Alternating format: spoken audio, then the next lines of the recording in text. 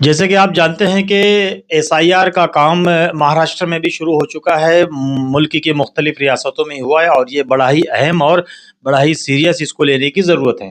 आपको बता दें कि एसआईआर के काम में जो सबसे अहम ज़िम्मेदारी है और जो सबसे मेन काम है, आपसे, वोटर से और सरकार के बीच में जो शख्स अहम है, जो हाइल है, उसे कहते हैं बूथ लेवल ऑफिसर यानी बीएलओ।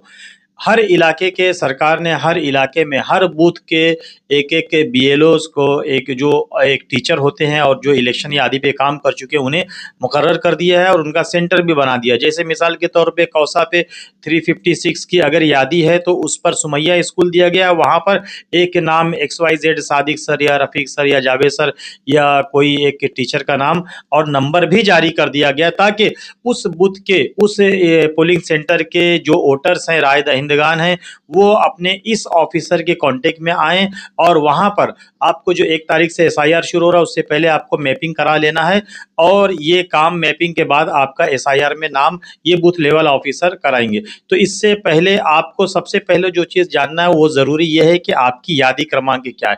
आपका यादी नंबर क्या है? 356 है, 365 है, 366 है।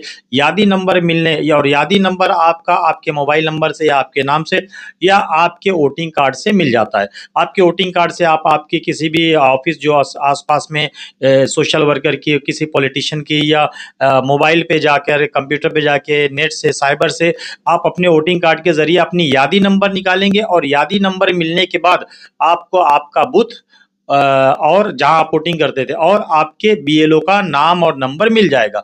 बीएलओ का नाम नंबर मिलने के बाद आप उनसे संपर्क कर सकते हैं, राब्ता कर सकते हैं और राब्ता करने के बाद आप उन्हें बता सकते हैं कि मेरे पास 2002 का और 2026 का इसमें से दोनों है या इसमें से कुछ नहीं है या मेरा है अभी का और 2002 का पिताजी का, वालिद का है। इस तरह से जानकारी आप तो सबसे मेन कड़ी जो है इसमें बीएलओ की। लेकिन मुमरा में और बहुत सारे इलाकों में इस वक़्त जो परेशानी आ रही है, जो बीएलओ की शिकायतें बहुत आ रही हैं कि वो अपने सेंटर्स पे मौजूद नहीं हैं।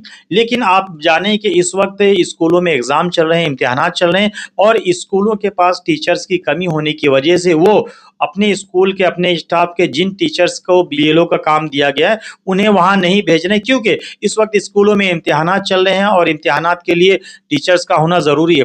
बहुत सारे बीएलओज़ की ये भी शिकायतें आ रही हैं कि उनके पास एसएससी के पर्चे चेकिंग के लिए आए हुए हैं और वो उस पर्चे पे काम कर रहे हैं, जो कि बहुत ज़रूरी है क्योंकि वक्त पर रिजल्ट का आना भी ज़रूरी है।